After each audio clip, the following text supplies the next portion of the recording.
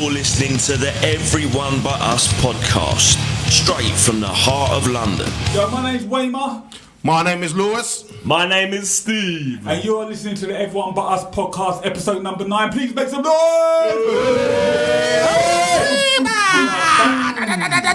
Animal noises. We are back. It's been a minute. We've been a bit busy. Right-winged Steve has been on his EDL marches and doing security for Tommy. He's joined UKIP as the advisor to Tommy Robinson. He's not happy about this Brexit. And Black Power Lewis has been on his pilgrimage in America. I've done the old pilgrim, Thanksgiving pilgrim. He had his rucksack. He had his sandals on. Yeah, mate. On Route 66. Didn't have to fuck up no Native Americans though. No, I'm only joking. No, it was fucking. It was a cool trip, man. Would you like the little sober out there? There's a place that keeps on calling me. Down the road is where I'll always be. Every step I make, I'm making a friend. Can't stay for long. What advert was that from? Maybe tomorrow I want to settle down. Damn, this man. But till tomorrow I'll just keep moving on. You know what that is? I just said it. Yeah, Little Tobo. Safe, man. It was on an advert, wasn't it, as well? Oh, was it? I love that. I can't remember. I just thought I'd seen that for you. Feels like some insurance advert or some shit like that. Probably. Yeah, probably. Anyway, man, should we get to the shit? Yeah, man, Should we get to the shit? Let's get to the fucking meat and potatoes of what we're doing. We have got an amazing guest in the building. He's staying quiet at the moment because I'm going to give him a big intro. Shit. How shall I start this? What shall I say? Well, I'm definitely really excited to introduce our next guest. I'm just going to throw it out there and say a legend of the game. He might not think so, but I think so. A legend of what I call it the new wave of UK hardcore. It's the old wave. The old wave. The new wave. You know, like you had the new wave of British heavy metal. Who was that? Metallica? Nah. What, British heavy metal? No. It was like fucking. What's it called? New wave of British heavy Iron metal. Maiden. Maiden, Saxon. Yeah. I thought Metallica put themselves in the new wave of. How come they done it from fucking America and Denmark? No, but they call themselves the new wave. The new wave. So all the bands you're talking about were the originators. The new wave is that next phase. No, I think they just called it. Metallica were in the thrash generation. Yeah, I think about 2 years. Even though that's the big four, isn't it? Metallica's one of the big four. Yeah. Metallica, Anthrax, Megadeth. Slayer and Megadeth. Yeah. Cool. Let me get back to this point I was making. Anyway. Yeah. Still ain't introduced the fucking shit. You're supposed to keep quiet. I'm building up suspense here. You're just giving it away. Fucking over with you, cunt. I mean, Now listen, now I've got to say this, man. So when I think of UK hardcore, I think of it in layers. So a few layers before us, or what I like to call the OGs, are bands like The Business, Cockney Rejects, Cock Sparrow, Last Resort, and then you've got the heavier bands that came out like Discharge, Extreme Noise Terror, Napalm Death. They're the OGs. I'm not even going to put none of us in that category, but they laid the foundations. But then a couple of layers after that, Stamping Ground. Stamping Ground for me were one of the first bands to start doing that American-styled metallic, and they were the first band to do it really well. So from that era on, I would say that's when the dress style changed. People wearing baggy clothes. I remember when everyone used to wear dog chains. You remember that in days? Yeah. And I used to have Krishna beads. I don't know what. Black Krishna. I found some old photos and I had these Krishna beads. And I remember I used to fucking love 108, man. And at that time, 108 was like, everyone was wearing the beads and all that. So I lost the fucking point I was trying to make now. Banging. Yeah, so from that line on, I would call that the new wave of UK hardcore. That layer was New York hardcore became a big influence in the sound. It went a bit more hard edge away from the more punkier sound. Heavier guitars. So getting back to my point, a band that played a big part in that, of that particular hour, was Ninebar. So I was wondering who it was going to be. So without further ado, I'd like to introduce my dearest friend, Fatty Tom. How do you want us to refer to you? Whatever, really. I'm like everyone else, I've got fucking names, you get me? Sick. We'll just say what? Fat We'll say controller. Tom. It was called Tom. Fat yeah. controller. Only No. Fat controller. Yo, make some big noise for Tommy Ninebar! Yeah, stoked to have you, man. Seriously. Happy to be here. Do you know- Happy to be here. This fucking room's shit, man. This is one of It's the bleak. grimiest This is some fucking rooms. there's a Yeah. fucking fan up here that just hasn't been cleaned in Oh shit! never. I didn't even notice that. Wow. Look at how fucked up it is. It's like Mad Max in here, mate. Mill Hill edition. Alright, man. I picked this room because it has no shit drummers playing next door. When we had TRC, we had some guy trying to play drums, and it annoyed the fuck out of me. And Joe as well. And on the Joe one, there's some fucking band next door as well, isn't there? Yeah. So hopefully for you guys, we chose the shit room so you don't hear no shitty background noise. Nah, we'll make it better. Yeah, we'll just breathe in asbestos. That'll be We'll even warm better it than the up. background noise. To be fair, there's a band over the road just doing that tune, You Spin Me Right Round Like a Record. They sound And alright. a metal actually. version. I thought was that? Is that a dude that died? Is he dead? Yeah, he died. Pete Burns. Oh yeah. Pete Burns. Yeah, Pete Burns from what they fucking call it again? Soft Cell. Yeah. Look at this guy, man. He wasn't in soft cell. He's dead No, he or alive, wasn't. wasn't it? Yeah. That was Dead or Alive, mate. It was Dead or Alive. Pete Dead Burns or Dead or Alive, Alive, right, yeah. right. Lewis liked a bit of a soft cell. Soft Cell was fucking the other dude. I forgot his fucking name. Oh, you got the name wrong. Mark Almond. That's it, yeah. Yeah.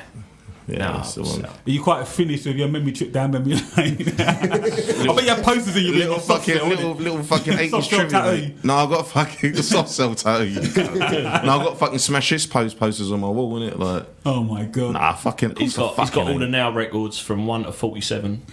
Ain't that Because fucking 48 was they're shit. 49. 48 onwards was shit. I fucking had them and I threw them out. They're I a wish I 49. hadn't now, thinking back on it, man. He's now one on That's vinyl. my I intro bet you to someone's music. going to pay you fucking money for that. I bet you now one on vinyl. I'm pretty sure they're at Do you know what? Bet you get loads of I money saw an out of advertisement on TV for Now something, and I thought, who in their right mind would buy that CD now? People you go on would. Spotify and you just make that playlist. People still collect it, man. People still collect that shit. Yeah, but it can't be that Not many everyone, people like to that. make it worth It's older people. It's older people that still give a fuck about that. Oh, we've got. So anyway, cracking man, open getting back to Ninebar, man. I'm trying to think when I first met these guys. Basically, Knuckle Dust was playing a show. Luckily, got to play a show with Warzone. We'd only been going a year, and I first met Skinny, which is the other singer of Ninebar, and Matty, which is obviously the guitarist. For those that don't know, at the show, and at the time, I didn't know them. They was two really young kids. We was on stage, we didn't know what the fuck we was doing, we was playing along, and I just remember seeing these two young kids and they were proper into it. They were like, and I was just, oh, look at these young kids, man, fucking into us. So it looked dope, do you know what I mean? Yeah. And then I remember after the show, like, we came down and I think I spoke to them briefly, and I thought to myself, I ain't gonna see these guys again, like, but like, it's cool, like, do you know what I mean? You got to remember, this is at a time when there was no scene, there was nothing going on. So at telling you all. now, there's a load of people from that era that you've never seen again, innit, man? Yeah, I know, yeah, for real.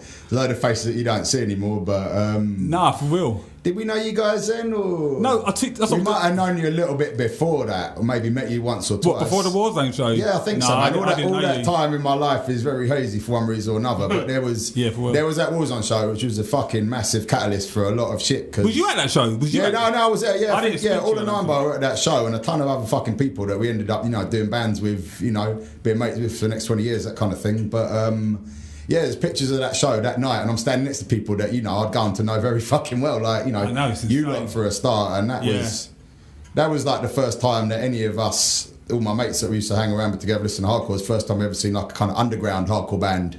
You get me? Because I remember the guy came out, like the roadie came out, and he take the set list to the wrong side of the stage monitor. I was like, what the fuck's going on? The rabies comes out and just sings it all from the dance floor. So like, whoa, this is something different. Yeah, that was here. weird. What Like, the fuck, man? Yeah, for real. Because, by that point, we've seen like Madball, Biohazard, Downset, Dog Eat Dog, Slapshot, that kind of thing here and there. That was like a big event back then. Yeah, that was yeah, like what well. you look forward to. You'd be looking fucking Kerrang or some shit. It's or the- fucking hype back then, wasn't it? yeah, the NME even, and you would see that those bands were playing, you'd be all fucking over it because it was few and far between back then. Nah, for real, man.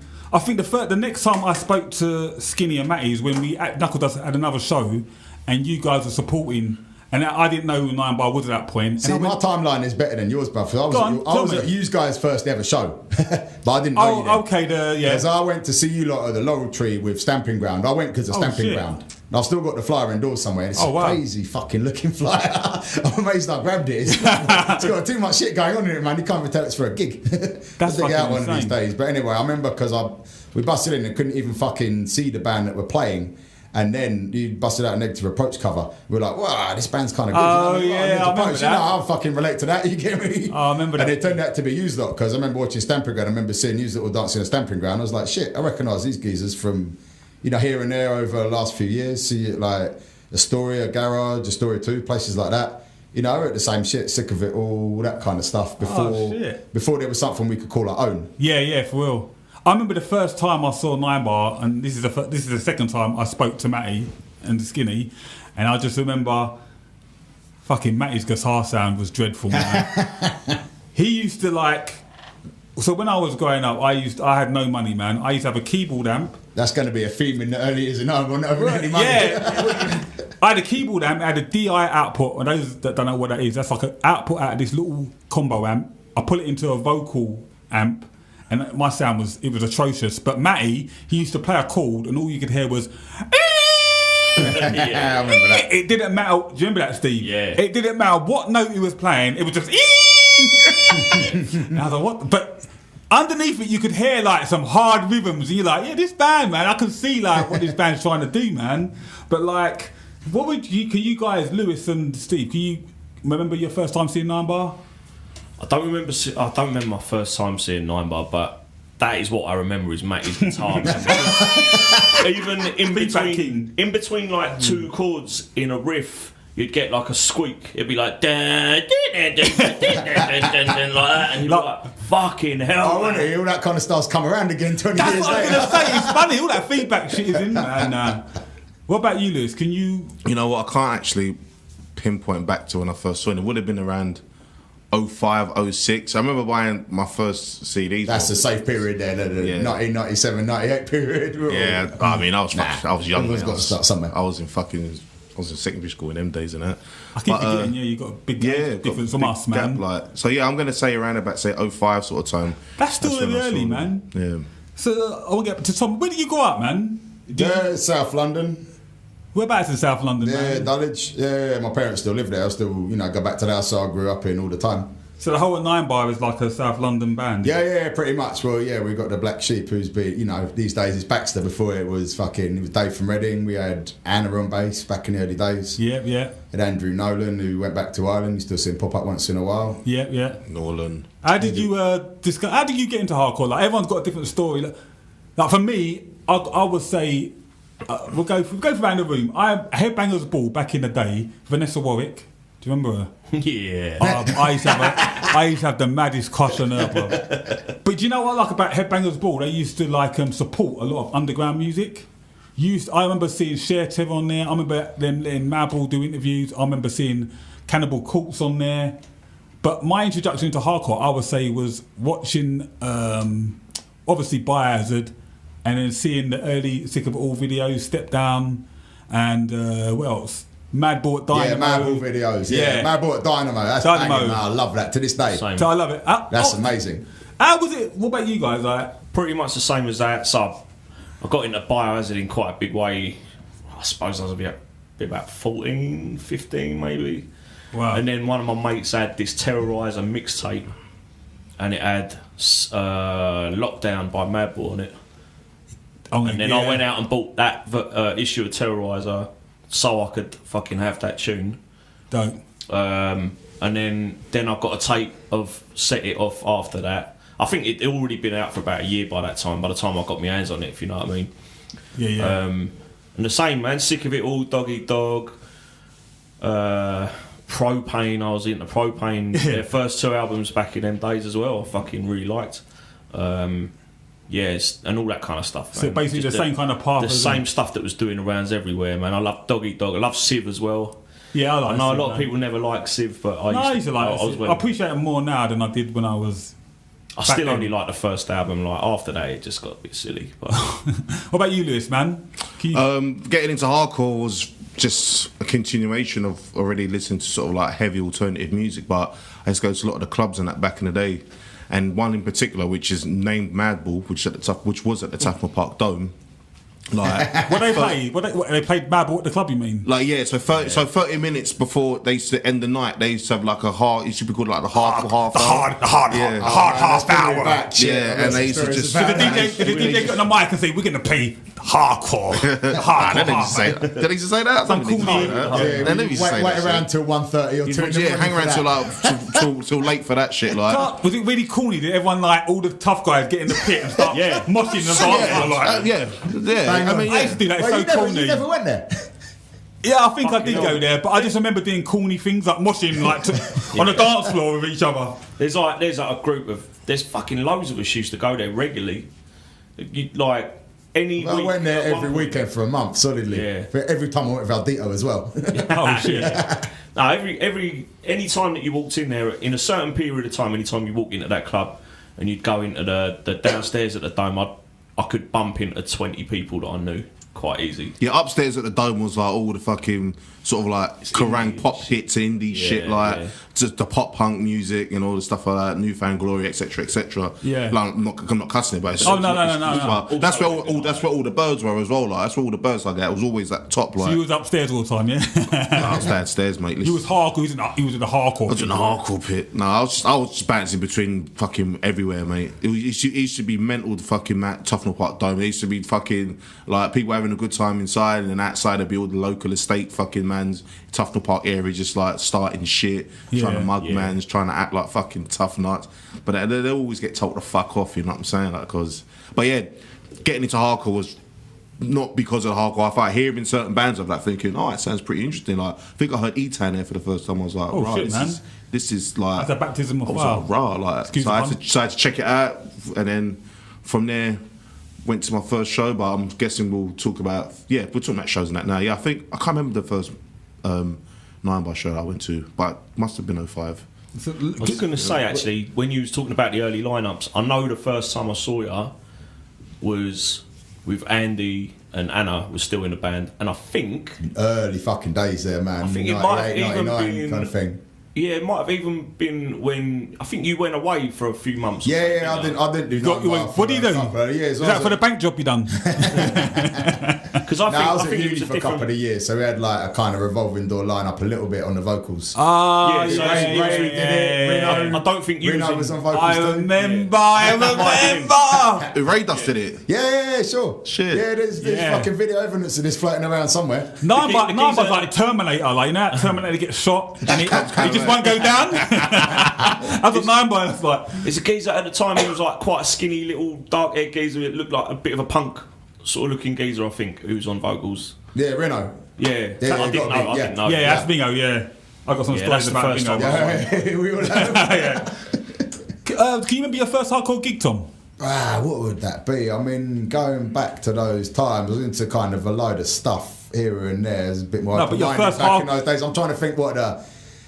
I probably. You know what? I think I can't. You know, it would have been something like fucking Buyers or Downset or something or other like that. Maybe you remember the old Fuck Reading shows.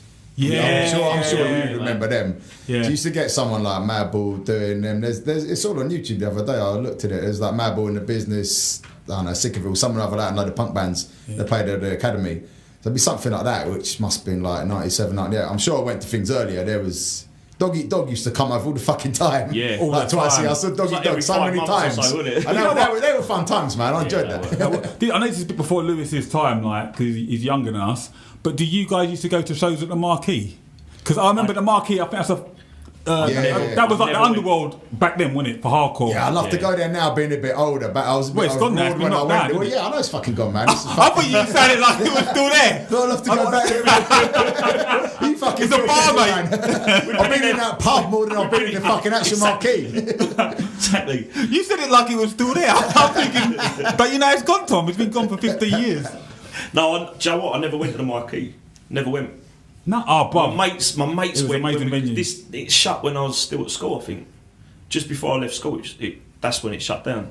I saw go to a gig there. I saw Madball there. They had I was at. I know. Yeah, that was my first hardcore gigs. I saw Strife there, Spud Monsters there. The funny thing is, I went to a show and I used to always see Pierre, and I remember him because he used to have like one of them, back in the days. Everyone used to wear them big all leather jackets. You know, I thought you were going to say a backpack. Everyone used to have their no, backpack with both before- straps in it. Man. This was before the It's like backpack. before that particular trend. Do you know what I'm talking about? The Biggles jacket with the fur. Yeah, collar. there's pictures of him around in that. In the first knuckle I see, he's wearing that in it. And he used to always be with his ex-girlfriend Anna, man. And I used to always see him. Yeah, he like, later played bass at the shows. Ninebar for a couple of years. Yeah, we're gonna get to that, man. So anyway, let's get to Ninebar, man. Lewis, you mentioned something previously when we was talking that not a lot of people know that Holly is his brother. Yeah. Why That's did you a good say one that? to bust out, yeah. No one. I thought that was obvious. Oh man, there's loads. I never knew there's, that. there's loads of people who do not know that. Yeah, I Trust can me, drop that man. into conversation I when it didn't gets a know bit it. slow, Yeah. you know what I mean? Hold Trust on a me, sec, man. Steve. When I did you did not find know. out? When did Well, yeah, When we were around Matty's house. Shut the fucking no. Yeah, people still finding out. It's amazing all these years later. You found out that Holly was his brother 3 months ago after knowing this Yeah. guy for fucking nearly 20 years. Yeah.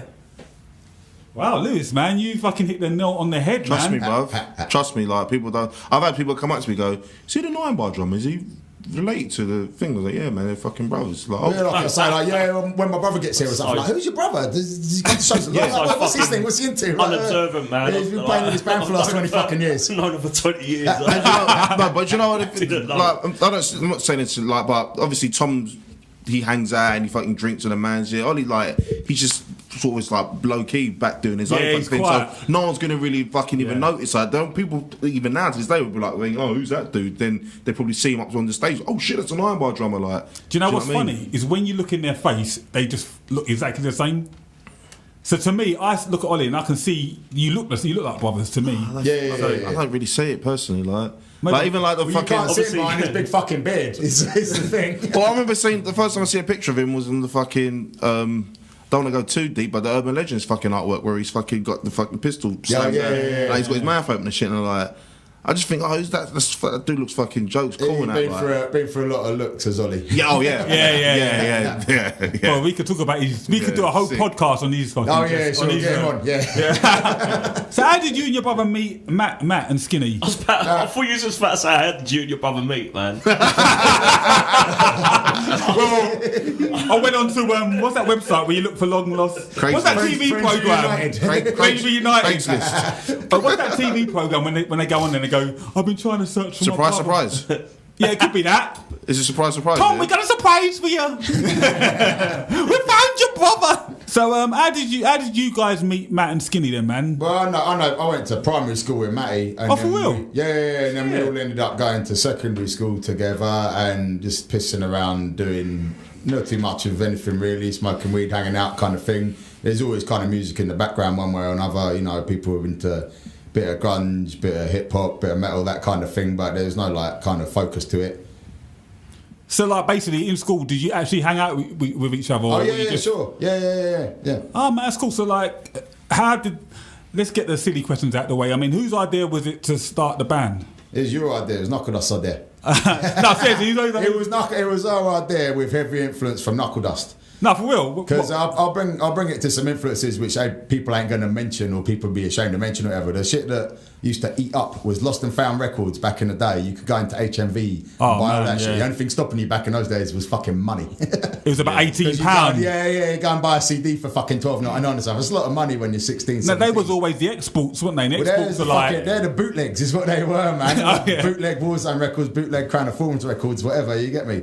But, I used to eat that shit when I have a bit of money. I'd look at this shit and go, rah, that fucking crazy Warzone record, it had like 2 dogs fighting on the cover. Like, what the fuck is this? Obviously, the real cover is very removed from that. But, shit like that, set it off, you go and fucking HMV and, like, you're looking at it. That's your only exposure to it. You can't go look it up on YouTube and watch live sets. Exactly. Yeah. Like, you know what I mean? That was it. You look at it and think, what the fuck is this? I'm going to have to take a fucking punt on it because what? or not, you know what I mean? Yeah. It was, it was a very simple choice. There was Lost and Found records, and there was all the fucking, the back to basic stuff that came kind of bit after we got to know the Knuckle Dust guys. So that was, Rick Healy's label, for those who don't know, Rick to Life. And I think everyone knows what who a shit Rick to show- Life is, I think. Yeah. No one knows that he did a decent record label back in the day when people moan about fucking ripping off bands and that, which is fair enough, but exposed us to a ton of fucking bands. You look at Inlay, you buy this gnarly looking fucking photocopy black and white shit, you can barely make out the pictures, look at the song titles, you're like, what the fuck is this, man? I want into this, you know what I mean? It's like Shit. mysterious. You get me? So that was all influences back then. Yeah, for real. But yeah, seeing people that we fucking met and chatted to getting up and doing the fucking band and that was Knuckle Dust. That was the biggest influence there. That was people we could look at, not on an inlay, not on a fucking picture, not in a magazine or something. There's real people in front of us about, a couple of years older than us, if that, you know what I mean? So can you remember the actual time? Who was it? Did someone actually say, look, let's just do this band? Or was it a mutual...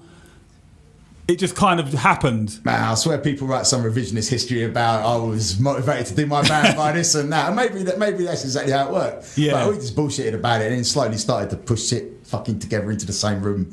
I mean, was Matty... I don't remember there being some moment of clarity. It was like, yeah, bam, we've got to do a band. You know, it's you're surrounded by it, you're obsessed with it when you're kind of in your mid to late teens. You get me? So...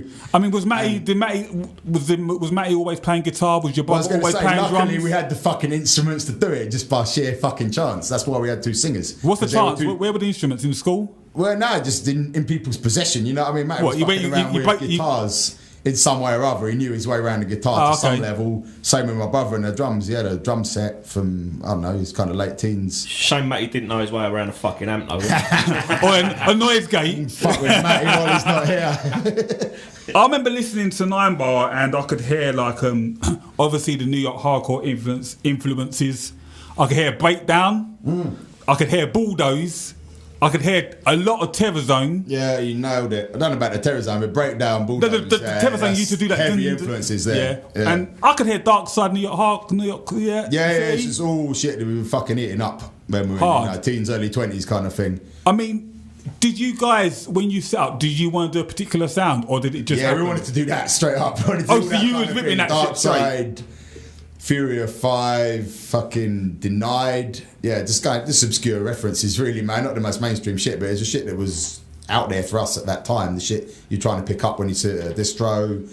Yeah, other obscure shit. That band, that Real Deal. This is mad obscure shit. Real Deal, yeah. Jersey in the 1990s. But, exactly what we wanted in on, you know what I mean? A kind of dark, nasty, heavy sound in East Coast hardcore. That wasn't so much of a thing back then. It wasn't all over the place like it came to be. You get me? Yeah, for real, man. You're kind of staking your claim doing that, you know what I mean? Because fucking every other band wasn't doing it. You get me? Nah, for real. So you started the band. Oh, I need to know, man. Who came up with the name Ninebar? Again, who would know, man? It's fucking lost in obscurity. You know what I mean? You know what most of the band do about. I don't. You know what? A 9 bar, right? It's a quarter of a key. I have no clue. A quarter of a key, is that what it means? 9 bar? What's something like that. Yeah.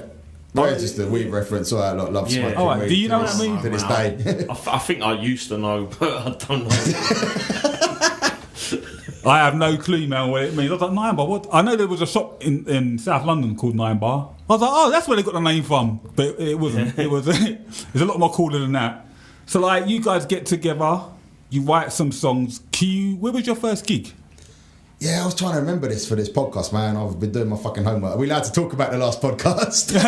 Yeah, I'm going to mention it now. You mentioned it. 2.5 hours of waffling in no real direction, missing out like 5 years of the band here and there, skipping all over the fucking place. Let me tell you, good times. Drunk and stoned fucking. Yeah. I'll tell the listeners, we done this podcast a while back and we done it at Matty's house and there was some alcohol involved. There was some plant-based... Bit around the bush here, man. Smoking fucking trees, mate. Someone was smoking trees, and the podcast went from an intellectual conversation to... I wouldn't push it that far. Well, not that far. But it literally went into mumble rap, like... So we was like, we got to do this properly, man. So, like... Yeah, so you can't remember what your first gig was? No, I was going to say, man, we went for some tangent about mumble rap and shit. Nah, I think it was, you might remember naming this place, because it was with Knuckle Dust in Portsmouth. Yeah, this is the one I'm talking about. Was that pub called The Horseshoe? Is that the one up the stairs? Yeah, the one you got up the stairs, yeah. Was that with the one that Peachy from 6 Foot Dick Bog Monsters? Yeah, I think that's the first time. That's what I was talking Horseshoe. about. Yeah, and we've been playing, rehearsing all that kind of shit, but we never actually played the show. That was back in the day when we would all travel to see Knuckle Dust, so we come down to see Knuckle Dust. I think it was... Really, man? Shit, all at 9 Bar and the... All in on by some of the guys from Gundog as well. I remember Hervé and Danny Gundog. Shout out to Gundog. It's going back a few years. Wow. Yeah, and we all come down to Portsmouth, stayed at Matty's house because he was at uni there at the time. And I think that's how it happened. That we all hopped on stage with other people's encouragement. And so you weren't meant to play? Yeah, we just all happened to be there. That's how it worked back. Do you know what? days. You see how the universe works. Do a few songs. I mean, I've got photos of it indoors. Oh, you got to upload them, man. Yeah. Nah, there's overdue going through boxes of photos that a few people I know have. So without getting too deep, do you see how the universe works, man? Do you just see how these the universe. I'm getting deep. No, without getting too deep, into my eyes. You see how the universe works. But seriously, the way these things line up, like they were at the show, they were encouraged to get on stage. If little things like that never happened, you might have still done Ninebar. Do you know what I mean? But who knows? Maybe you did. Maybe you wouldn't have. Maybe you wouldn't have had. So it's kind of crazy to me, man. Yeah, it's all cobbled together. It's not like any other band I've done, you know. Or maybe Maldito, you know. It's not like any other band. I'll get to Maldito later. Yeah. But you know what I mean? It all kind of like ramshackle worked its way along. You get me? Everyone's fucking, you know, everyone's smoking weed. Everyone's fucking 17, 18, 19 kind of thing. Got no fucking aspirations to do this because it wasn't there at the time. You know what I mean? Not going on tour or anything like that. Just trying to do what you can. Apparently you can try and write some shit. You get me? And the stars are all in fucking alignment and we were all in the same place at the same time. Stars were aligned. So I don't know when it would have happened otherwise. I've got to ask this question. Like, how did you feel, everyone in this room, how did you feel after your first gig? Because the thing for me is, when I won't even consider myself a real guitarist now, but that first time on stage made me realise, I can do this. Did you have that same feeling with your first gig? Oh, mate, it's euphoric, I'm not going to lie. My first gig was Damage Control 2013 with Proven. 2018. Knee jack. Fucking feels like it, mate, sometimes. 2013, Damage Control. Damage Control with Proven, like the Unicorn, and it was like, I don't know, I felt like I was really worried, like thinking, it's going to be shit, it's going to be awkward, it's going to be weird. But then when you realise you're just in front of your friends, it's like, actually, it's not that bad, it's quite easy. It's when you get in front of people who you don't know. It's hard. That's hard. But I did used to come off with a feeling of like, that's fucking amazing. I'm glad that I'm fucking doing this. Nice. Yeah. What about you, Steve? My first gig was at the Rising Sun on Sub Hill. It was a jam night. Oh, was it? Yeah. Jam night at a pub, right? And I used to be in this band called Method of Murder. Yeah. And, we just wanted to play a gig somewhere, and the singer lived in Sudbury at the time. He says, "We'll just go up there and play 3 tunes." We was all like, fuck it, let's do it. And I remember like it was just old men and a couple of youngsters like our age there. And I remember just getting on stage, just like fucking shaking. It's like, oh, shit. I'm actually going to do this. I'm fucking getting on stage and going to play in front of people. Yeah. And then the thing was over in about 5 minutes. But the buzz afterwards, right? It's you do get a buzz, yeah. You get a buzz because you know you're actually capable of doing it then. Yeah, exactly. After that, I think I got nervous the first time we played. I still get nervous every time I play now. The gig was maybe at the Red Eye. I don't know. And then that was it, I think. I just loved it after that. So love it. So what we're trying to say is loved it. So man, once you get over that first hurdle or that first show, you just want more of it. And what was Ninebar's second show? Did you get a show quickly after that? I can't remember, to be honest, man. There's one. Okay, that's the podcast, Ninebar. Thank you, Tom. Can't remember nothing. Man, who's going to ask you about your fucking second show? You get me? Can you remember your last show? I'll give you that. Your first show? Not really, man. Not really. Do you remember your second show? We booked one. I remember. We booked one at the fucking Half Moon in O'Neill, which was as a oh my days, yes. Yeah. There's a flyer somewhere, man. I should put it on a t-shirt. It's a banging flyer, man. £3 on the door and a free pint on entry. And it was you lot, Ninebar, Public Disturbance, Up Against It, and Gundog. That's a fucking killer lineup for back then, man. My and God. I bet there was about 10 people there, possibly, or 15 people. Nah, I remember it being alright. There was a period where there was a load of shows going on. Oh, and it was packed. It was local for us, but yeah, I remember that. Yeah, and then I think I might have fucked off to uni for a bit after that, or it's around that time. Like I say, it's all a bit of a blur, and I apologise for this. All becomes a bit clearer around kind of 2000 or something. So Tom, tell us about your 26th show. With fucking foresight, I should have just written down every one. It would have taken me 10 seconds after a show, writing a fucking notebook. You get me? So be like, I've played 1,018 shows or something. You get me? But just quickly on that, do you think it's kind of crazy that bands in the last 10 years they can document everything they've done because of their phone, or do you think it's better like us having it in the wank bank? Well, the way you frame that Conversation one, killer right there, man. In the memory. well, you know what? It's true. Like, because with the advent of the social media and fucking cloud storage and shit like that, you can save more stuff and you know exactly when you're doing shit. Everyone but us, roaming around London like a pack of stray dogs. No, but literally, you think right now you can go online if you're a bit savvy, you go to cloud and you can put a date in, bang. The Yeah, I'm whole guessing timeline you're of your right, life yeah, comes will up. come up. Whereas Tom, he can't remember shit.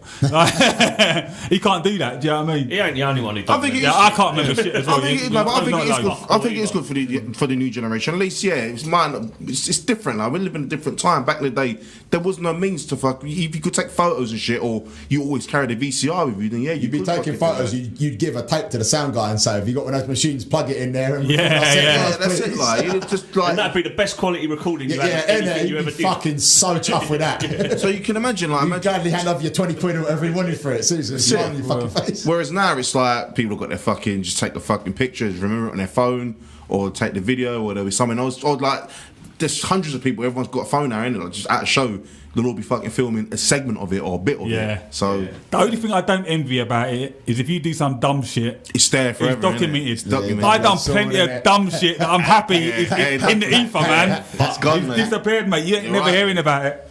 You're fucking right. So Ninebar, man, your first release, and I think I got this wrong the last time we spoke, was the live demo with the shark on the front, 1999. No, we did a I fucked demo it again. before that. I fucked it again. Tell us about these. Tell us about that demo and the fucking live man one. who's done his homework. Should know this. I looked at the Ruxton website, but it weren't updated. So I That couldn't- sounds about right. yeah. We did a demo. We done a demo. It's our fucking claim to fame. We done our demo on the same thing that you recorded Knuckle Dust demo on, which is Ray's 4-track, I think. Yes, I remember Yeah. lending it to you. Yeah. Fuck me. So it's couldn't coming remember it back. So we've done that. We've done that I at remember your Music first demo. City in New Cross. And I'm sure that there's just bits of it that need a rubber band to come Yeah, work yeah, on yeah. something, and they kept busting. So Yeah. look for rubber bands somewhere else. The guys on the front desk, we had a rubber band or something like that. So that was the. Can I put that what's into context? Like now, a kid would go on his computer, me, myself, and do an update. Sorted. Back in the day, we had to take this 4-track apart, and the little mechanical parts of the tape, we had to get an elastic band, Yeah. and it took ages. You had to just get it tight enough, and then basically that's what we had to go through to get this thing working. I think it was like a little hairband we used to stick in there. So you used that for your demo? Yeah, we did. Yeah. I remember clearly doing it. Yeah. So that was, I think that was 1998. Boy, me remembered something. Yeah. I'll tell you what, Matty fucking sent me that just so. I did. Got big up, Matty. So I had this a little, big up Matty for that. So then, For the timeline. 1999, you No, done no, the no, live I class recording. that as that's when you give your tape to the fucking geezer behind the soundboard at the Underworld, and he tapes you quite a crisp sounding show. And fucking, I've still got some of those tapes in my attic, you know. I've got the 9 With bar. the shark on the You got cover, it? 1999 bar. Yeah. So I was actually fucking. talking Do you know, I'm gonna confess to something. I found one of them tapes years back, and I had an old tape recorder that I used to record guitarists on. Yeah. So I was listening to it, and halfway through it, Aaliyah kicked in. I want to take over this shit. What a wanker I am, man. What a wanker I am, man. mate. I don't know. I was like, what the fuck happened there? And I must have just, I don't know, man. So No, the I trials and apologise. tribulations in the fucking late 90s, man, where, you're I know. scrabbling around for a tape to tape something on. Like, what can go, what can be taped over? I know. Stick the chewing gum in the little fucking holes. For real, you know that. Yeah. Tom's fucking got some in his attic, so you can have one for 90 I want quid. one, Tom. Do you know what? Should we give a shout out to Awa? What? The double, Awa, the fucking the double AW cassette players. Let's give a shout out to them. Yeah, AIWA, Awa, yeah. it was Sony, Bush. Bush, I love, Goodman's. I do love Bush. Goodman's. Did you I didn't get like that joke. with this tape? Do you remember putting them into the tape deck? Yeah, and then doing I think I duplicate do. copies. Yeah, and photocopying the inlay somewhere or other. You know what I mean? It was like that back then. What a nightmare, man! I But remember. that was a fucking brilliant thing. You get a full fucking decent live set from us playing a load of new tunes in it. You know, we're happy to have that. I remember you used to go to Radio Shack and you could fucking get loads of cheap tapes, man. Yeah, That's why I used to get all my shit. load up on TDK blank tapes. man. Yeah. Do you know, whenever we go on this podcast, we go back into some... People must listen to this and think, these old fucking bastards, Motherfuckers be turning this off now. What the fuck is this? Going and buying shit. talking about fucking Valve TVs and... It's nice to give the youngsters an insight into a much more simpler world where people still struggle is did real. shit, man. Yeah. Like, You know what, as well, when you're talking about you finally found that CD that you really wanted as well, like, especially when it's a band that no one ever fucking knows about. Yeah. And you find that CD and it's just like you fucking holding like the Holy Grail, man. You're like, Yeah, finally, totally. yes, like I've got it. Like, people were like, that's what, I mean, we've probably spoken about on previous fucking episodes, but back in the We day... speak about this every podcast, but it's just real, isn't It's it? real life. When you have an interview with people, it just comes back by, as you said, you go through the back of your your booklet or whatever, and you see what bands are on the thanks list and shit, and you go through that, like, and you actually listen to albums, like... See, that was a fucking pivotal moment for us as well, man. You got fucking set it off, and you look at the thanks list and set it off. You're like, wow, that's like the fucking holy grail. And 90s tough guys bands, you know what I mean? Like, hey, who the fuck is Sheer Terror? What the fuck is a Dark Side NYC? You know what I mean? Like, whoa, they sound fucking mean. You get me? Yeah, nah, for real, man. I guess, you know, I better check them out and find out for myself. Nah, for real, man. What are you going to say, Steve? Everyone But Us, sponsored by Werther's Original. Oh, my days, man. So getting back to Ninebar, man. I like that, man. So I would say after them two shows, KD and Ninebar, we formed quite a strong bond. Like, we're on the same page, the same age, more or less. You know what I mean? He's like I say, he's like a year too older than us. But thanks for reminding us, mate. What? I'm 41 and you're 42. Yeah. Years later, are you 42? I'm not sad, man. I get people asking me about age all the time. I'm like, He's I'm had not another sad. birthday, isn't he? No, He but ain't told anyone either. at the time in London, there wasn't much of a scene. Well, yeah, exactly. There wasn't much of anything like that you could, like I say, you could call your own. You go and see fucking Slapshot once a year, Melbourne once a year, something like that. Downset, dog, that kind of thing. But you get shit like Above All, Understand, Fabric, Stamping Ground, playing with those bands, but you know they weren't your bands. Yeah. You didn't know any different. They were like, they're UK bands. So you know, back on mine, I was like, right, these are from the UK doing this kind of shit. That's fucking cool. You know what I mean? But I've got to give a shout out to Up North, because Up North had a much more developed scene than us. Sure, going way back into the fucking late 80s, before that even. Yeah, you know. They had bands like Voorhees, Whips Drawn, Canvas, Area Effect. I felt like they could play their instruments a lot more than we could. They were a lot more. They had the equipment. And they're into the drinking and blazing is probably why. Yeah, there is also that. But I thought a lot of the sort of style. I was going to say like it was a bit less punk influenced up there, but it was and it wasn't at the same time. I think. Yeah, no. It was like the same thing, but different, done by people who've got no kind of contact with or connection with at all. And they're doing a similar kind of thing, but in a totally different way, innit? Shout out to Area Effect, because back in the day, Area Effect, exactly. Yeah, we used to do a hell of a lot of gigs with Area Effect. We done the split together, innit? Yeah, and that's how the link came between London and the link between London and the North back then was so strong, man.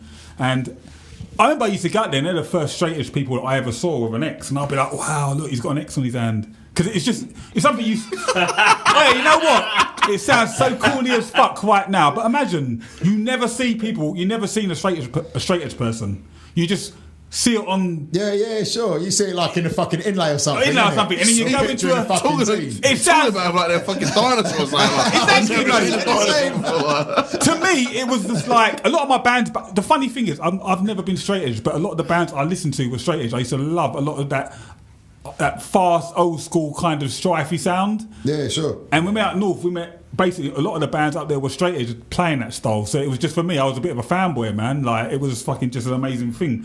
But getting back to London, man, before I embarrass myself anymore, like, I can't go any further without talking about... Do you remember the Red Eye?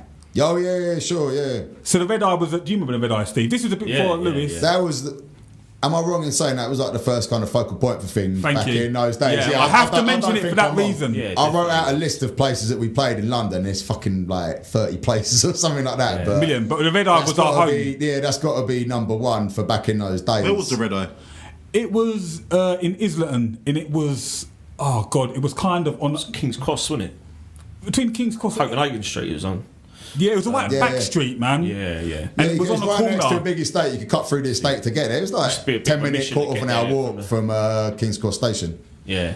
But the reason I mention it, obviously, because that was our first 12 bar. Do you know what I mean? That was where wow, London has got a scene. For me, anyway. Oh yeah, sure. Well, you got those iconic knuckle dust pictures taken outside of it, like some of the first pictures. Oh you yeah. had taken. What was that, in Kerrang or something or other like that? I think it was Kerrang or. Then they ignored you lot for 20 years. You know what was crazy? It's funny you say that. The reason I mentioned the Red Eye venue is because some of my favourite Ninebars from back in the day was in that venue, and I don't know if you guys remember. The Terrorizer, shout out to Ian Glasper from Stamping Ground. He used to write for him. Yeah, that's another early thing, man. I'm Shout not even that long ago. I've been emailing him. Obviously, the world's changed and moved Godfather, on. man. But you know, Legend. I'd be sending him stuff saying, "Please get this in." And to his fucking credit, he would. You know what I mean? Yeah. Sending him all kinds of stuff like Ninebar CD. He reviewed Injury Time CD. But you know, there's way more than that. It's just two off the top of my head. I remember. You know, I was always chatting to He was so Glasper trying to get supportive stuff of in. what Oh yeah, of course, man. Yeah, but that's a geezer that's got 10 years on us easily being into this shit. Yeah, you man. get me? Thinking about 1997, he was there in 87 or even earlier, maybe. Oh yeah, man. Yeah, he's legend without a doubt. But yeah, sure. He basically done an article, double space spread on the Hardcore Fest we had in the Red Eye Fest, and there was an article and it had pictures of Ninebar on it. Do you remember that? Oh, maybe I've got it indoors. No, I've got it, and I've tried to find this magazine, right? Because it had some wicked Ninebar pictures in it. It had pictures of all the bands that played that day, and I couldn't find it. You can't remember this? No, I don't remember that. So I've probably got it. You know that I've probably got it, but I just don't remember it. Do you have any other particular venues from back in the day that like? Let me reach for my fucking trusty timeline. You know what? Respect to Tom because he came with like a printed booklet of notes or things he wanted to say. 4 sides of A4. Have you got to look at the index? Yeah, we covered about 50 pages long. We covered the fucking Half Moon. We covered the. Half we're covering. Moon? Yeah, we're covering Where the was Red that? Eye Half now. Moon? Herne Hill, Herne South Hill, London. yeah. Not That's that far right, yeah. from where we all grow up. I'm trying to think where else would have been around from back in those days, man. I mean, Standard. Yeah, Standard. Yeah, Standard. Fuck yeah. Standard. Yeah. That's another place from when I first got to know you lot because what was that show that was there, man? Damage. That was first ever Damage Control. Yeah, in the Standard. Yeah, fuck. Yeah. I think that might have been my first proper hardcore gig. So Who when I say proper hardcore gig, obviously I'd seen Mad and Sick of It All and whatnot before that. Sounding very similar to me at this point. Yeah. Yeah, but I think if I'm thinking right, Area Effect played, Free Bass, fucking hell, Sub-Zero, Public Disturbance would have played there. If not that show, then the show around that fucking time. Yeah, it was. Maybe it weren't that show, but yeah, it was. It would have been a show within that year, something like that. I remember seeing Public Disturbance. Oh yeah, shit, yeah. And the Sub-Zero headline. Yeah, I remember seeing Sub-Zero there, definitely. Didn't it have a fucking like an ego platform going down? Yeah, it's a mad thing, man. Yeah, going down the front of the stage. What, Sub-Zero from New York Hard? From New York? This is what I'm saying. You imagine us guys, we can't play guitars and then like Sub-Zero released a 7-inch and add that song. Turn on.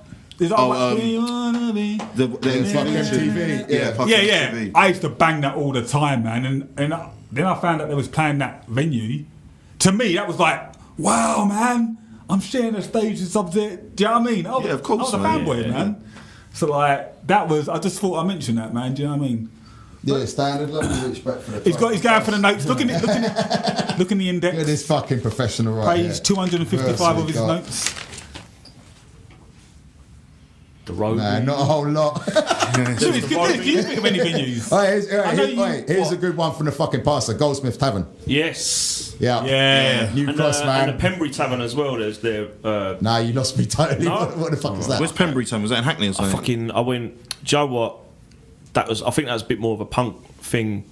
And I went there a couple of times. Rest in peace to all the fucking venues, man, that have gone over the years, huh? Yeah, I should have crossed through all the ones that you know where it would have been like 3/4 of them. Do you know what we haven't mentioned? Fucking The Verge. Yeah, The Verge. Well, yeah, that's what came. I know it's a bit later, what came after that as but a regular still. place that we ran into the ground by never buying drinks. Remember all the outside, all the businesses around there. So we got to be the chip shops, fucking doing amazing business. Oh man, let's get back to Ninebar, man. Before you, so like 4 years later, you drop what I consider a classic, man. Urban Legends, man. Oh yeah, sure. So that was 2000. That was 2001. Yeah. Even though it was like worth the wait, why the fuck did it take so long? Like 4 years. Time and money and I don't know. You just not got that. you don't got anything else going on in your life at that age. I mean, you have, but you know what I mean. Nowadays, I'm militant because I've got no choice. I've got to do shit. Like now, because tomorrow I've got to go see my daughter's show, then I've got to help her with her homework, and then it's a weekend, and we're going to the park. You know, shit like that, you know what I mean? But then, well, you just do it and just move along and do it, and you're not in a particular hurry because you think it's never going to end. Was that your? That was your first. That was the first. That was on Ruction, right? Yeah. It must have been like Ruction 02 or 03 or something like that. I think the very first Ruction release was the Area Effects CD, and it would have followed up after that. There might be something in between. What were you like? Sure. Third, fourth release on Ruction? Something like that. Yeah, I should have written that down in my fucking timeline. Lewis is a Ruction representative. He should have the. Do you have the numbers, Lewis? No. Hurry up! You was right I about. think that would have been 01 or something. That CD, you know. Now maybe we moved. I've got a feeling he moved it to 10 and just started it all at 10, so it looked good. I've and also it was got like a 10, feeling 11, the first 12. Ruction I release. was talking about the year. I can't remember what bands it was, but I know the first Ruction release was in a collaboration with what was the old label from back in the day? Was it Blackfish or something? Yeah, Blackfish. That was in Glasper's label. That was in Glasper's label. So Blackfish, I mean, yeah. So definitely And a household name as well. And household names as well, yeah. But there's that. So the Area Effects, 1999 bar. The BDF come after fucking. Yeah, you but guys. Yeah, That's like that's 05, a innit? year or Yeah. two after that, yeah. 2000, 2001 we started up. 2000, I think. 17 years ago. Actually, we skipped over that household name compilation, which for me was like. I don't know. I opened didn't. up. It's Oh, in shit, my yeah, big timeline up here, household yeah, name. Big up I Lil. skipped over it too. I skipped over it in favour of opening another beer. Do you know what? If we went through every little thing, would be here for you. Yeah, no, it's true. But it's But I think that definitely was- a good shout out. That's a good the shout out. first ever 9-bar release. I wish I had Yeah, that now just to that's a look and good see who shout the out. other bands were, because that's the thing that exposed you to fucking mad bands. Like, who the fuck are like half of these bands? It's Nah, got Household free Name was bass so on it. important back then. Oh yeah, sure. They put on a ton of shows that and the Discord Inferno shit that was going on at the Red Eye back then. That was shit that you had to go to because you didn't know when the next one was. You go to that, grab a ton of flyers and fucking keep them and make a note when the next one was. You know what I'm saying? What was that fest that... Sorry, Luke. What was that fest that he used to do? Household Name. What was it called? Oh, I can't remember. He used to do a fest. All right, don't worry about it. Go on, Liz. Go ahead. So yeah, I was going to say, I've just gone on the Ruction website. Make sure you check it out at ruction.com. Have they updated it yet? Yeah, it's all updated. Joking. Yeah, it's definitely Joking. updated. But Area Effects was number 1. Then it was Area Effects and Knuckle Dust, a split. The 7-inch. Big up. 7-inch, yeah. Then obviously, wow. then the 9-bar tape. Then it was Dark Overlords, Special Move, Knuckle Dust, Taiwan Hill This. Then it was Urban Legends. No, BDF. Time and All This was on another label. Okay. Oh, okay. It's down here as yeah, Ruction 05 though, like yeah. so. But you know what I mean. Just now on Ruction quickly from the Ruction, like the story of Ruction, how it came about. Do you know what how the name LBU started? All that was organic, and one day It all runs parallel. It is parallel. Action, 9-bar, LBU, Knuckle Dust, all the early all parallel. shit. Yeah. And what I want to do is, I don't want to go too deep on it here. I'm going to get Pierre here. I want to get people, and I want to talk about. He's long overdue to do your shit there, man. Yeah. Fucking Pierre. Yeah, I want to get Pierre in there, but I want to talk about the LBU Ruction, how all that came about, because I'm not digging anyone out. There's a lot of people now that want to start a crew. They get a bunch of guys or whatever, girls, and they think of some name. LBU, like some of the shit you hear online just makes me laugh, but LBU never started like that. It was the most organic thing. It wasn't even I don't look at it as a crew now. It's a music culture thing for me, and the way it started was proper organic. But I'm getting deep now. But one day we'll talk about it. Yeah, sure. Ruction. That's all people that have known each other for a long fucking time. Yeah, you get us me? lot, yeah, for real. But There's 2 Ruction, decades here, fucking coming up for it with these guys here. You know what I mean? Yeah, no, for real. Been going a long fucking time. There's a fucking whole lot of shit being done in the name of that. You get me? yeah, no, man. It's the Whole lot story's of got to be bands, told, and man. I'm fucking so happy that it still is after all these years. You get me? It's I still never shit would to be have thought proud it. of out there. Imagine if I was from some shitty scene, I had to pretend I liked it. You know what I mean? But I can honestly say that there's shit still coming out these days. I'm like, fuck me, thank fuck, this shit is stronger than ever. Seriously. Yeah, no, for real, man. Just quickly on Ruction. Back in the day, you and Matty was heavily involved in Ruction. Yeah, everyone was at some point At the beginning. or other. Yeah. You do a lot of artwork. Did you do a lot of artwork for Ruction? Who done the symbol for Ruction? Was it you? or Matty? That's a combo of me and Matty. Matty did all the background. I did the lettering. Now, I ain't trying to pull your chain, man, but Steve, Lewis, Yes. Yeah. if you come up with the Ruction logo, right, how long ago? How many years we talking? Yeah, 18 years, something like that. 18 years, and you see kids now, 15, 16, wearing that same That's logo. fucking mad. Actually, I never. How thought about proud would you be? Like, do you feel proud when you? I know you're such a. It's like whatever you call it. Like I see it, I don't even think about it anymore. It's just there. You know what I mean? You're such a grounded guy, though. In But I fucking think retrospect, I'm fucking grateful to see it still there. You know what I mean? I'm fucking lucky that it's still there. Fucking happy that it's still there. My younger sister saw the tracksuit posted up the other day because obviously Pierre's been doing different designs for big up tracksuits. Buckman, check it out. And she was like, "Is that logo how it's come out? Is that actually how it looks?" I was like, "Yeah, of course that's how it looks. It's not like obviously it looks digital, but when it's printed out, it looks good." Oh yeah, I'm thinking about maybe ordering a black one and shit. And I was like, "So that's dope, man." She's not even into hardcore, but just looking at the logo and looking at the style of it, she liked it. People thought like shit. Like I've been so many places up and down the country. I've been around I've been around Europe. Been to America and you've seen people wearing fucking Ruction t-shirts and Ruction, like I see a lot of people wearing the kids always wearing Ruction hoodies. Shout out to all the kids, man. That's like it's just one of those things, and that logo is fucking. It's nice. It's iconic. You know, it's iconic. Yeah. So we're sitting in a room with a guy. Saying that really because I've done it myself. Man, look, it's not yanking your own chain or anything. It's just Tom. Everything I've done like that ever since that is always a collaboration with Matty because I'm computer illiterate and I can't do shit. I can draw it. I can never transfer it onto a fucking. For me, it's the same as the Madball logo. I know obviously the Madball spin was a fucking originally a toy and shit, but it's the same sort of thing. You see that logo, the ball. Like you just automatically think, oh, fucking Madball, the bands. We see that Rupture logo, you just think of all the fucking bands and everything that's come out on it. So look, man, I'm gonna say it like now, like that. Respect to you for doing that, man, because like. I don't want to sound like I'm jocking you, but like it's not something I don't think that much. No, you should be honest, because clap yourself in the back. No, we just did. I've done like fucking with Matty. I've done like about 12 shirts since that. You know, it's a lot of fucking work. I ain't gonna lie to you, man. I'm being honest, man. What I do is I fucking design it and try and draw it out as neatly as I can, but it's Matty that fucking converts all the shit and makes it like a thing that could be printed on something. You get me? Otherwise, it'd be a fucking sketchy looking thing that I've done. You get me? Because I don't come from that background of graphic design. I was going to ask you. Good at drawing and letters and that. I mean, now we're here. How did you get into drawing?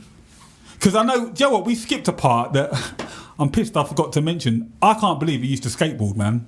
That's going back to how I got into fucking hardcore. You used to be a skateboarder. Like, yeah. And the funny thing is, I used to skate a lot. Prowler used to skate.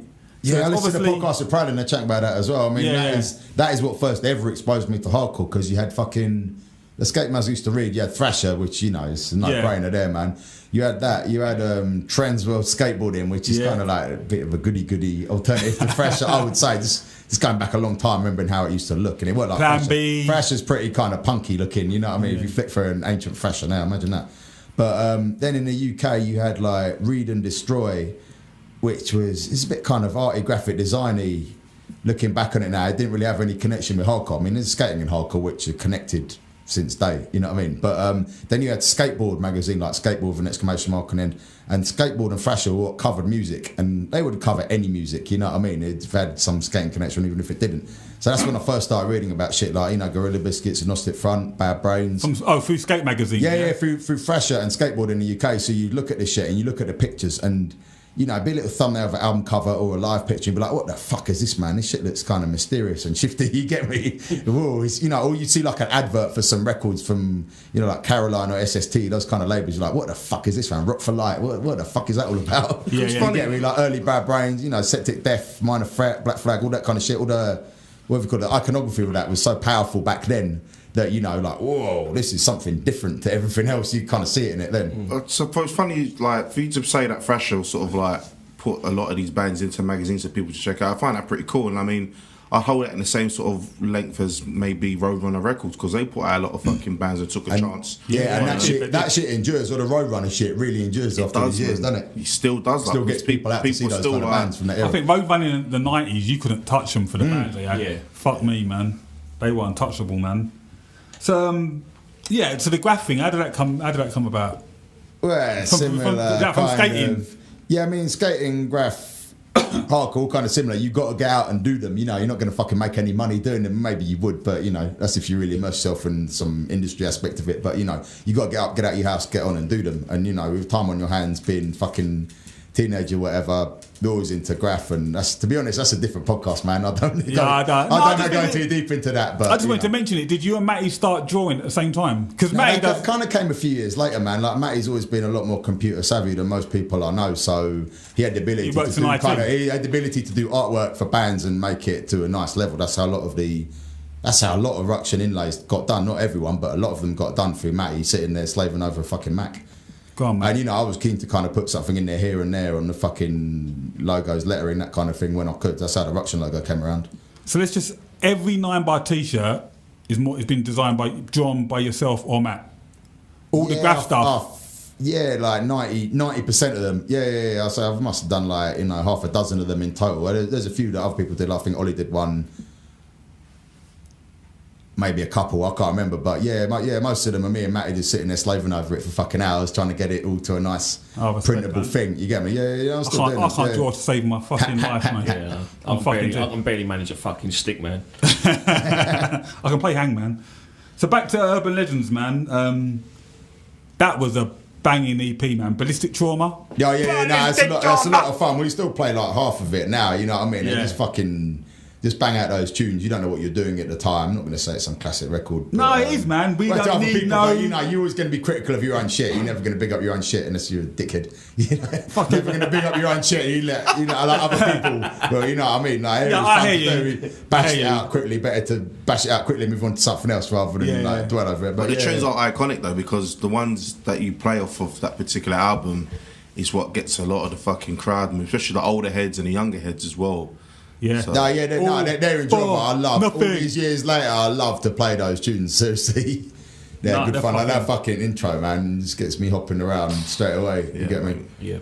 I mean, like, I think what a lot of people like about Ninebar is, as well as the music.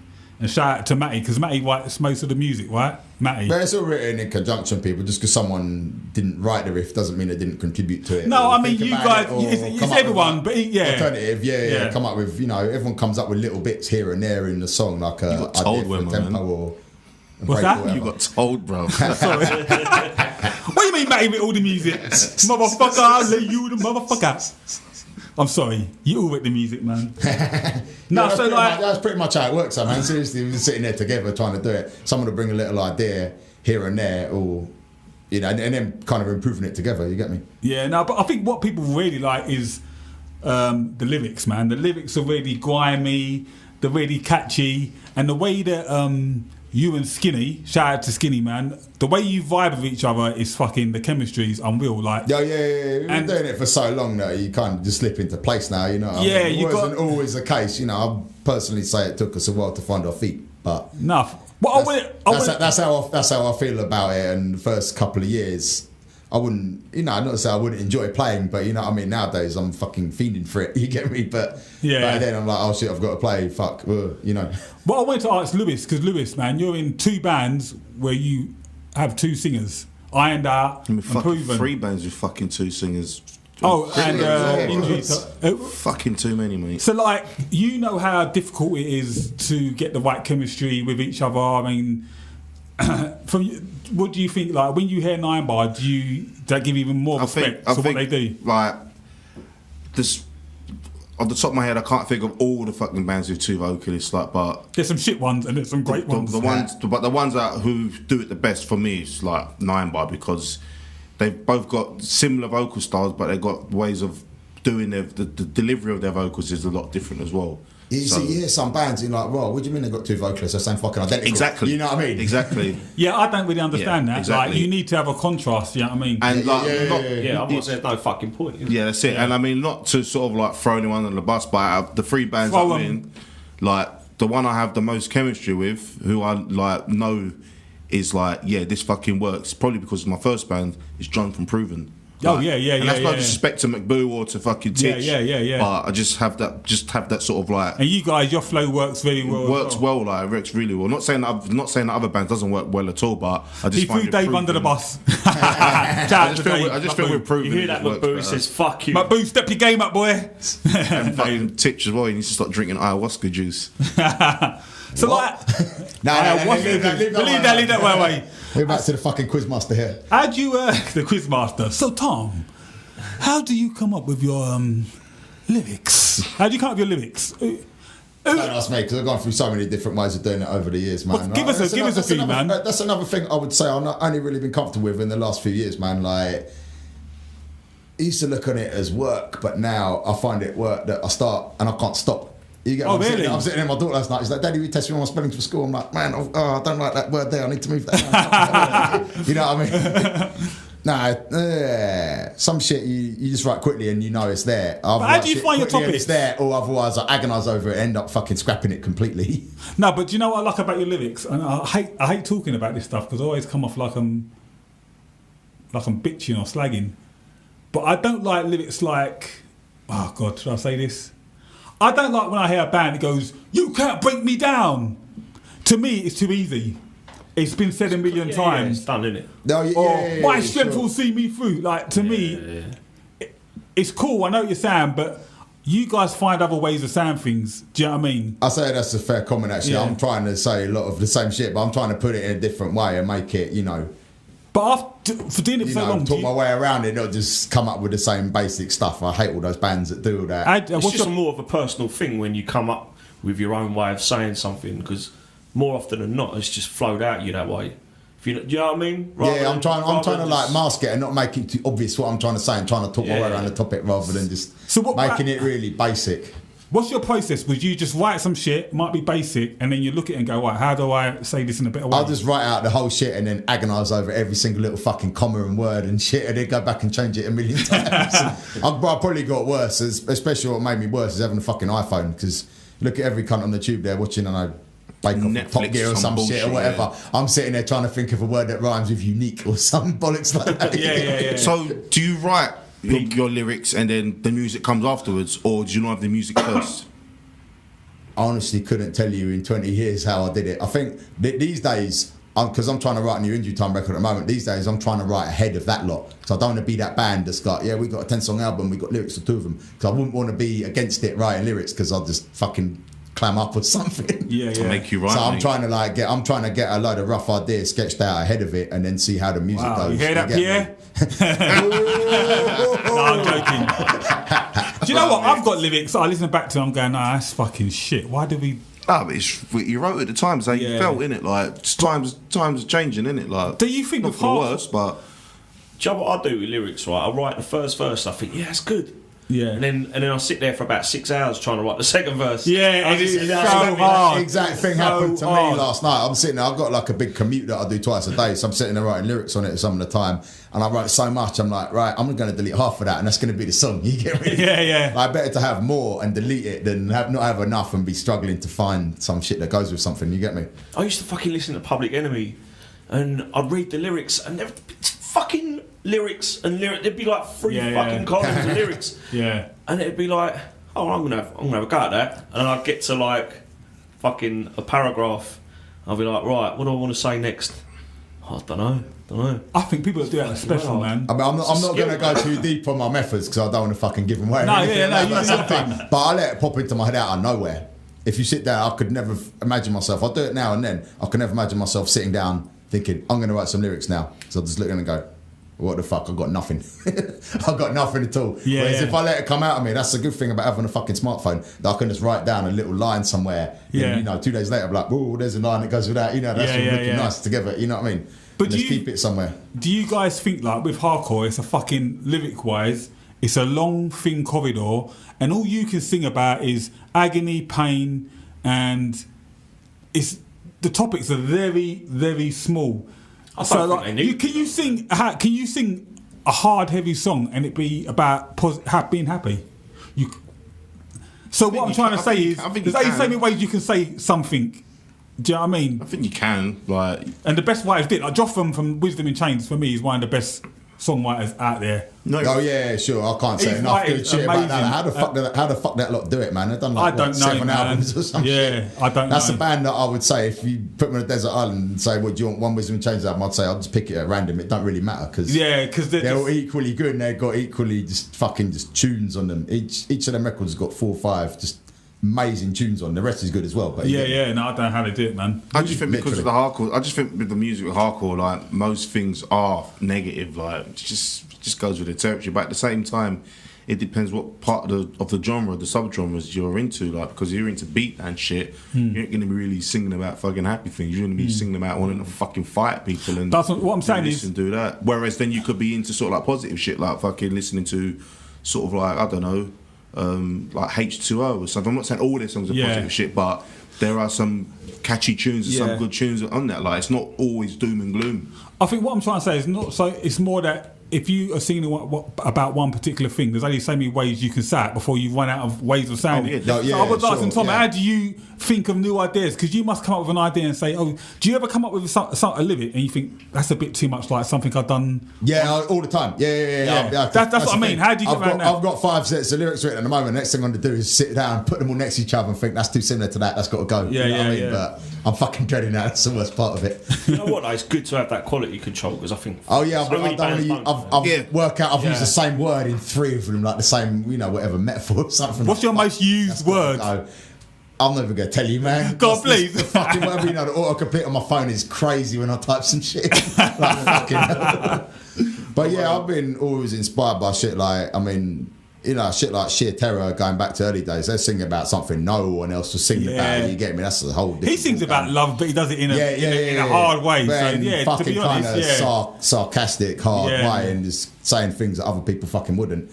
Shit like that. And more recently, shit like Stout. I mean, that's another example of someone, Well, we had our last podcast. Yeah, so out there. Josh, shout out. Yeah, so out there with that shit. There's like nothing else. So totally fucking original and unique. You know what I mean? Nah, for real, man. That's a fucking inspiration. But that can't even be an inspiration. How could you copy that? You know what I mean? You can't, man. That's unique so band, man. fucking. There's so much of a one-off with Stout and how the way it's all put together, man. Shit. Just in awe of it. You're listening to the Everyone But Us podcast, straight from the heart of London.